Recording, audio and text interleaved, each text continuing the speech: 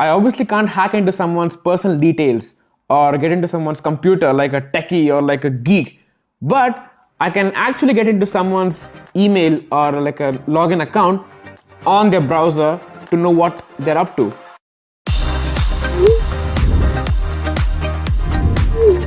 What's up, family? This is iVigy sitting right here for you. If you aren't a part of this family as yet, I consider you subscribe this channel and also hit the bell icon. Now, without further ado, let's get started.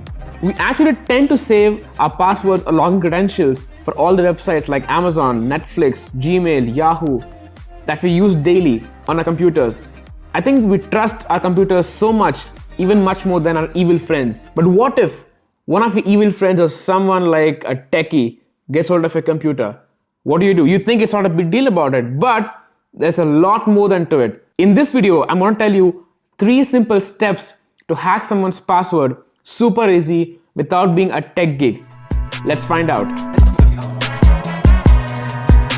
So MacBooks have been having this Touch ID feature for almost 3 years from now, and I got the MacBook Pro with the Touch ID, but I still think that MacBook users who use Google Chrome as their primary browser are still a bit unsafe when this hack is exposed. Step number 1 is to choose a desired browser. For now, I'm going to use Google Chrome, and choose a desired website. I'm going to use apple.com. When I go to apple.com, I click the purchase icon on the top right of the page, which will lead me to the sign in page. Alright, so there are 2 boxes. One is the Apple ID, one is the password box, and the third one is a sign in button. I'm going to write a very random Apple ID which is not legit, obviously, and the password I'm going to use is a very generic one. It is going to be test1234 with a capital T, just so you guys know it. Step number 2 is going to the back end of the page by clicking inspect. Now, once you type the password, before clicking the sign in page, right click the page, go to inspect. Once you go to the inspect box, there's a huge horde of colorful text which pops up on the right side. It's called the console or elements, whatever it is, which is not so intuitive, obviously, because it's the back end of the page, but here's where the main trick happens. Step number 3 is to finally figure out where is the password's value hidden on the back end of the page. Now, it's tough to figure out which part of the code holds what. I don't know which is what, but the good thing is that when you hover your mouse on the code, a blue box highlights the part of the page which is connected to the code.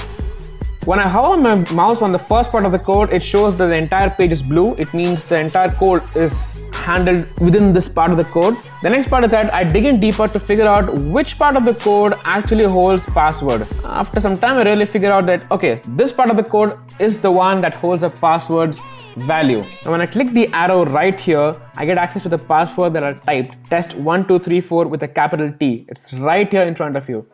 But don't worry, there are actually 2 fixes for this problem. Fix number 1, do not use your autofill feature on any browser, especially Windows PCs or Google Chrome.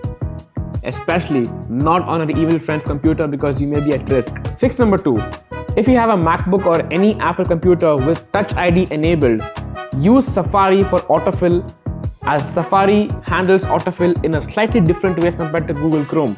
When you use autofill on Chrome, even on a MacBook, you have to manually sign in before getting into your actual account. But Safari handles it differently.